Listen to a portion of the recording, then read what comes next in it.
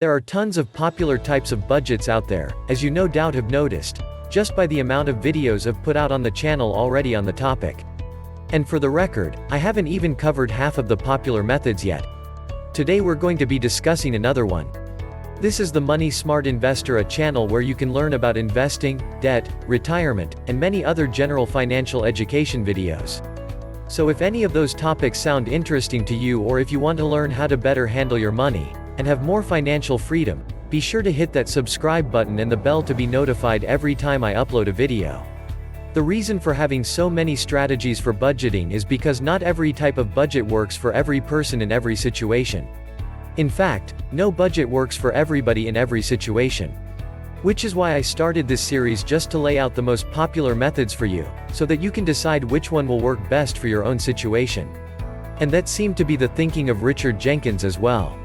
For those of you who don't know, Richard Jenkins was MSN Money's editor-in-chief when he created his budgeting system known as the 60% solution, which is the method I will be covering in full in this video. He came up with this budgeting system after realizing that, for him, approaching the budgets in the same way that many others do wasn't working. His initial approach to budgeting was to carefully track his expenses during the month and then adjust whatever his targets were in each budget category, like food and gas, so that his expenses never exceeded his income. It was laborious and certainly a little compulsive, but only sometimes useful. And after using this method for 2 decades, he started to wonder, isn't there an easier and more effective way to do my budget? That's how he came up with the 60% solution. Just like my previous videos, I will be talking about what the 60% solution is, as well as who should use it, and some of the reasons that it could fail. Let's get started. So what is the 60% solution? Simple. The 60% solution says that 60% of your gross income should be used for what Jenkins calls committed expenses. This includes your 4 walls of finance, as well as many other bills that you have already committed to paying, which would include things like your cable bill and other subscription services. It also, believe it or not, includes all of your taxes. That's something that I would imagine most people wouldn't think of if they were just starting this budget, but you do have to include your taxes as part of your committed expenses. Now, Jenkins does say that 60% is not a magic number, it just happened to be the number that worked as a goal for his family. He mentions that depending on your situation, you may have to adjust that number to be a little bit higher or lower.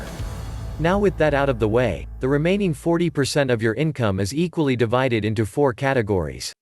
You put 10% into retirement savings, which are usually put into a 401k or a pension plan, 10% in the long-term savings, which is used to cover big expenses such as buying a new car, 10% into short-term savings, which is used to cover all of the irregular expenses, like vacations that might come up, and 10% into fun money, which can be used for anything. Jenkins set the budget up this way because he realized that what a budget really is trying to do, in his opinion, is prevent overspending, because overspending ultimately leads to debt. However, in his opinion, it doesn't really matter what you're overspending on. Think about it, whether you're overspending on eating out, or entertainment, or clothes. In the end, it still leads to debt, right? He also noticed that it wasn't the little purchases here and there that got him into trouble. It was the large, irregular expenses, like vacations, or car repairs and holidays, that really did the majority of the damage. And as I mentioned earlier, since these examples are usually more short-term expenses, they should be covered by your short-term savings. He also noticed that the really big expenses, like buying a car or putting a down payment on a home or even a new roof on an old home, could run into the tens of thousands of dollars. So he had to do a better job planning for those, and again, that is what your long-term savings are going to be used for. So that is the 60% solution in a nutshell. I think that this particular budget would work best for those people who, like Jenkins, realize that in their case it is the big expenses that really do the most damage to their financial houses. They probably have a fairly good amount of control and don't make too many impulse buys, but maybe overspend in areas like cars or homes. Now, as you can imagine, this may not work as well for people who tend to impulse buy, mainly because if you do that, in addition to overspending, it will become very hard to keep your committed expenses even near 60%. And you can certainly alter that 60% to be a little higher or lower, as I said before, but where are you going to take away from in order to do that? No matter how you slice it, you only have 100% of your own income to play with. So if you up your committed expenses, you're going to have to take away from some other area. And if you take away from, say, long-term savings, what are you going to do when you need that new car? If you take away from short-term savings, what happens when the holidays come around? And if you take away from your fun money, how long do you think this budget will last?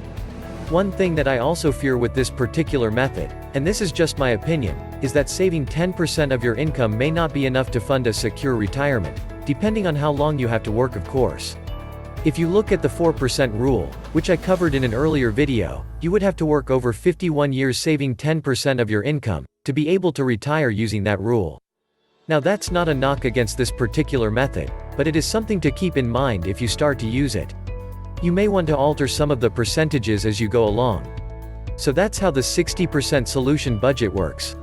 As always, if there are any other types of budgets that you want me to cover, let me know in the comments below. If you enjoyed this video, be sure to subscribe and hit that bell, so that you'll be notified of all our future uploads.